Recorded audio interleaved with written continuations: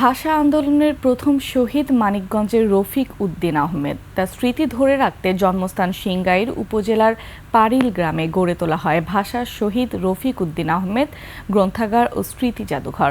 তবে শুধু ফেব্রুয়ারি মাস এলেই দর্শনার্থীর ভিড় হয়, বছরের বাকি সময়গুলো পড়ে থাকে অযত্ন অবহেলায়।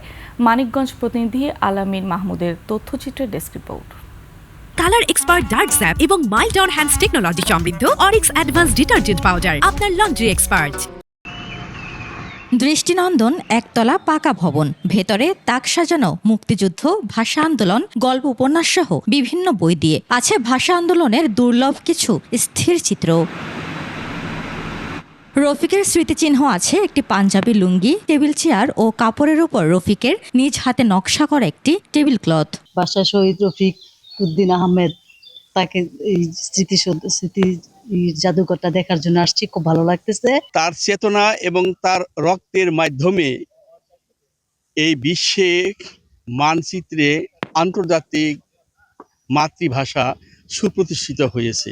দেশের প্রথম ভাষা শহীদ রফিকের বাড়িটিও পড়ে আছে অবহেলায়। মেরামত করে দর্শনার্থীদের জন্য উন্মুক্ত করে দেওয়া হবে, এমনটাই দাবি এলাকাবাসীর। মুন্সিগঞ্জ থেকে এসেছি এখানে পরিদর্শনের জন্য আর কি। তো আশা করব যে দেশের সবাই যারা দেশের জন্য ভাষার জন্য শহীদ হয়েছেন তাদের যাতে সম্মান করেন, সব সময় যাতে তাদের স্মৃতি ধরে রাখেন। তো অনেক সরকারি গেছে আসছে, কোনো সরকারি এই ভাষা শহীদ রফিকের বাড়ি প্রত্যেক বাড়ির যে একটা উন্নয়ন, এই সে যে বাংলা ভাষার জন্য প্রাণ দিছে, তার জন্য আমার মনে হয় কোনো সরকার কোনো কিছু করে নাই। বিগত সময়ে সরকারের পক্ষ থেকে তেমন কোনো সুযোগ সুবিধা পাননি বলে অভিযোগ করলেন শহীদ রফিকের পরিবার। আগের সরকারের কাছে আমরা অনেক চেষ্টা করছি আমাদের পরিবারের ব্যাপারে, কিন্তু আমরা কোনো সাড়া পাইনি, তাদের আজ পর্যন্ত পাইনি।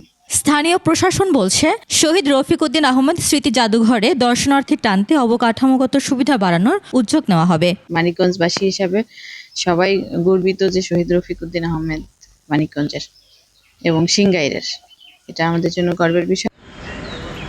উপমা রায়, ডেস্ক রিপোর্ট, 21 টেলিভিশন।